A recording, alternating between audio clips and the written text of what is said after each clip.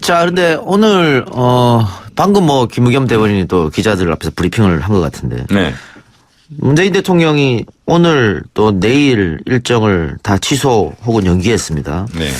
그 감기 몸살이라고 하죠? 그러실 만도 하죠.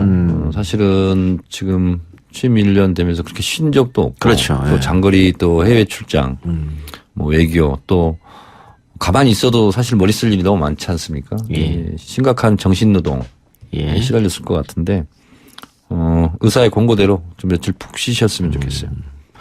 1년 취임하고 1년 동안 강행군, 거기다가 러시아 일정이 상당히 힘들었던 모양입니다. 그러니까 뭐 2박 4일 막 이런 예, 식으로 비행기 안에서 이렇게 잠을 잘 못 자죠. 예. 그래서 아마 수면도 부족하실 것 같고, 그리고 아마 심신이 많이 고단하지 않을까 그런 생각이 듭니다. 대통령 직업이 힘든 직업이네요. 그렇죠. 엄청난 스트레스 그리고 모든 최종 결정권자 아닙니까? 예. 거기서 오는 압박감 이런 게 굉장할 거라고 생각합니다. 알겠습니다.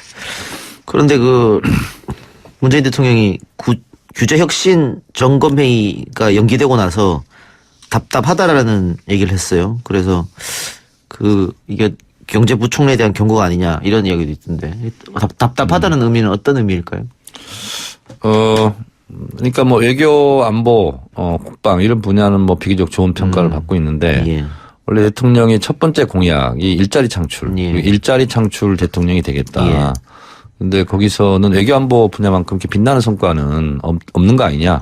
뭐 이런 게 있죠. 그러다 보니까 경제 관련 수석 비서관 이제 교체하고 이렇게 했지 않습니까? 예. 그런 면에서 봤을 때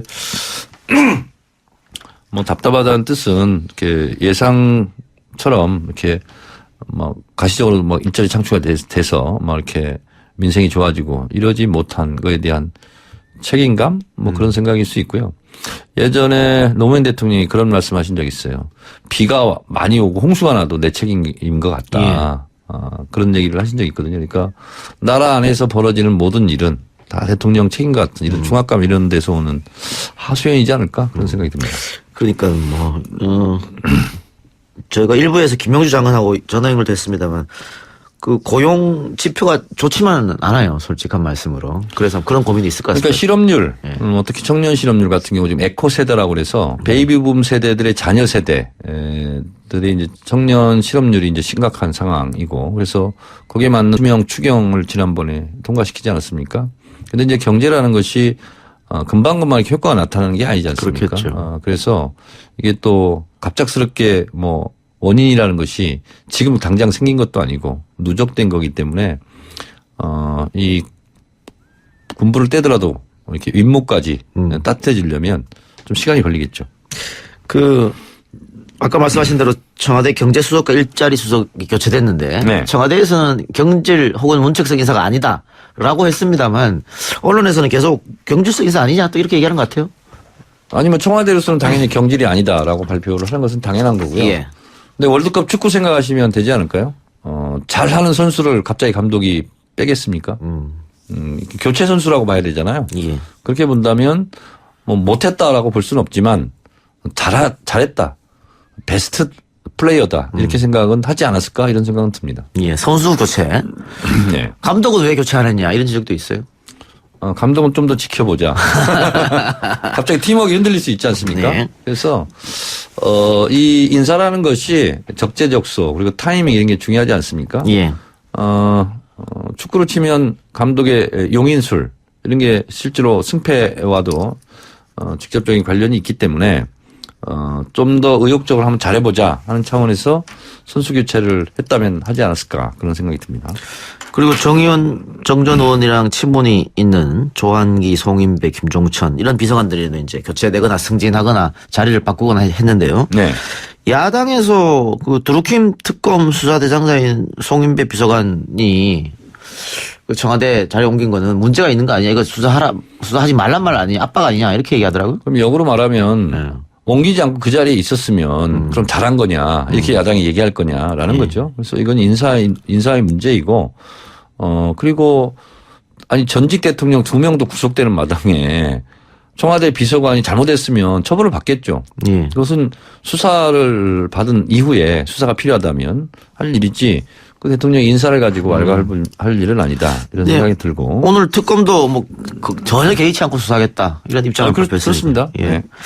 그 홍영표 원내대표가 청와대가 아무리 말을 해도 장관이 듣질 않는다. 라면서 이제 너 고용노동부 장관을 뭐 질타할까요? 뭐 이렇게 공개적으로 비난하는 게 있었는데 어떻게 봐야 됩니까 이거? 글쎄요. 무슨 마음으로 이런 말을 진짜로 했어요. 저는 네. 뭐 했습니다. 이 부분은 잘 모르겠는데 네. 뭐 각자 포지션에 따라서 불만이 있을 수 있겠죠. 아마 홍영표 원내대표는 지금 최저임금 산입 문제라든가 이런 것으로 삐그덕거리는데 왜 관련 부처에서 국민들한테 홍보를 제대로 하지 않느냐 이 주장인 것 같아요. 그러니까 이제 지난 지방선거 때 제가 더불어민주당 유세단장을 하지 않았습니까? 예. 그럼 이제 홍영표 원내대표가 나타난다 그러면 민주노총에서 계속 따라다니면서 사실상 유세방해를 하더라고요. 그것도 이제 뭐 이렇게 아름다운 모습은 아니었는데 어쨌든 노동계에서 지금 홍영표 원내대표가 반발을 사고 있고 또 몰리고 있는 상황이니까 본인으로서는 그런 문제를 좀 해결하고 싶다 이런 의지의 표명이 아닐까요? 예. 비서관들은 이제 몇 명 교체됐고 또 장관 교체 얘기도 나오고 있는데 그 소폭 개각 뭐 중폭 개각 있을 것이라고 보십니까? 저는 뭐 지금 국면 전환을 할 필요성도 없고 예. 그리고 농림식품부 장관 등 몇몇 이제 공석이 있지 않습니까? 그 정도를 메꾸지 않을까 그런 생각을 합니다. 소폭 개각. 소폭 개각. 네. 자, 지금 각 당에서 전당대회를 준비하고 있는데 네. 민주당 전당대회가 또 이제 확정됐지 않습니까 날짜가? 네. 근데 지금 뭐 좌천 타천 한 20명 정도 인사가 후보로 오르내리고 있어요. 네. 그러면서 공식적으로 출마한다는 사람도 나왔는데 김부겸 장관의 당권 도전 여부도 굉장히 많은 분들이 궁금해하시더라고요. 저는 뭐 다른 방송에서 얘기했습니다만 김부겸 행안부 장관이 어느 언론과 인터뷰에서 대통령이 사인이 있어야 되지 않느냐. 예. 저는 굉장히 그것은 좀 부적절한 발언이었다 이렇게 생각합니다. 더불어민주당 전당대회판에 대통령을 소환한 거거든요. 등판시킨 거거든요. 그것은 어떤 경우라도 적절하지 않았다. 본인이 전당대회에 나가고 싶으면 사표 쓰고 나가면 되는 거지요. 사실은. 근데 대한민국의 대통령이지 않습니까? 더불어민주당의 당권에 영향력을 행사하는 대통령은 아니지 않습니까? 그런 면에서 봤을 때 네. 저는 김부겸 장관은 이번은 좀 부적절했다고 보고 다른 어느 누구도 문재인 대통령을 전당대회 판에 끌어들이는 일은 없었으면 좋겠다. 그런 생각이 듭니다. 그 모두가 친문이라고 하고 있잖아요. 그러니까 저는 그것도 저는 뭐 예를 들어서 오늘도 제가 어느 보수 언론 하나 비판을 했는데 예. 뭐 당원들이 뼈무늬 누군가를 찾고 있다는 거예요. 마치 그것은 옛날에 무슨 진박, 친박처럼 아니 그런 게 어디 있어요. 지금 문재인 대통령은 선거 때 더불어민주당 후보로 경쟁을 했지만 지금은 엄연한 대한민국 국가 원수이자 대통령이지 않습니까? 친문 계파의 수장이 아니고 또 문재인 대통령하고 친하다 안 친하다가 자기 당대표의 기준과 조건이 될 수가 없는 거죠. 다만 문재인 정부의 성공이 대한민국의 성공이고 대한민국 국민의 성공이라고 봤을 때 문재인 정부 성공을 가장 짝을 맞춰 환상의 복식초처럼 수행할 수 있는 인물이 누구냐 하는 것은 가장 큰 기준이 될 수 있는데 문재인 대통령과 친하다 안 친하다 그것이 뭐 전당대회 기준이 될 수 있을까요? 보수 언론에서 친문을 넘어서 뼈문이다 뭐 이런 얘기를 했나 보죠? 네. 동아일보에서 오늘 됐어요. 그거는 갈라치기 하는 거죠. 예전에 2002년 대선 때요. 대선 경선 때 노무현 대통령이 동아일보는 민주당 경선에 손대라 이렇게 얘기한 적이 있어요. 이건 이간질하는 거죠. 예. 정전 의원님 우리 방송과 동시간대 하고 있는 박지훈은 세계는 우리는 여기 출연해서 민주당 당권 경쟁은 이해찬이냐 아니냐로 추격된다. 이렇게 말씀하셨다고요? 사실상 그렇습니다. 네. 그러니까 이해찬 의원이 본인이 직접 나간다고 공식 선언했나요? 아직 하지 않았습니다. 그런데 이해찬 총리가 당대표로 나가는 순간 자연스럽게 교통 정리될 것인 것 같아요. 지금 보니까 분위기는. 그래서 이해찬 총리가 사실상 지금 당대표로서 제일 중요한 것이 문재인 정부와의 소통, 그리고 굳이 말하지 않아도 이심전심으로 통하는 그 무엇, 뭐 이런 게 있지 않습니까? 그리고 어쨌든 집권 여당이잖아요. 야당이 아니라. 도전자가 아니라 어떻게 보면 방어와 관리잖아요. 그래서 안정감, 관리, 그리고 전국 주도권, 카리스마 뭐 이런 것이 좀 지금의 조건 속에서는 기준이 좀 되지 않을까 그런 생각을 합니다. 그런 면에서 뭐 자타공인 누가 봐도 이해찬 총리가 나오는 순간 가장 큰 상수가 되지 않을까요? 지금 계속 고민하는 이유는 뭘까요? 그건 모르죠. 네. 안 물어봤습니까? 그건 안 물어봤어요. 정청래 전 의원은 당대표 출마 안 합니까? 원 외에는 예. 당대표를 하는 것 자체가 당에 대한 민폐다. 왜냐하면 당의 주인은 당원이지만 상시적으로 당을 움직이는 것은 사실상 원내 중심 국회의원들 아니겠어요? 홍준표 대표도 원외였잖아요. 그래서 본인이 한번 그런 적이 있어요. 내가 배지가 아니라고 국회의원이 아니라고 나를 깐부는 거냐. 그런 정도로 당대표인데 국회 본회의장에 들어갈 자격이 없다.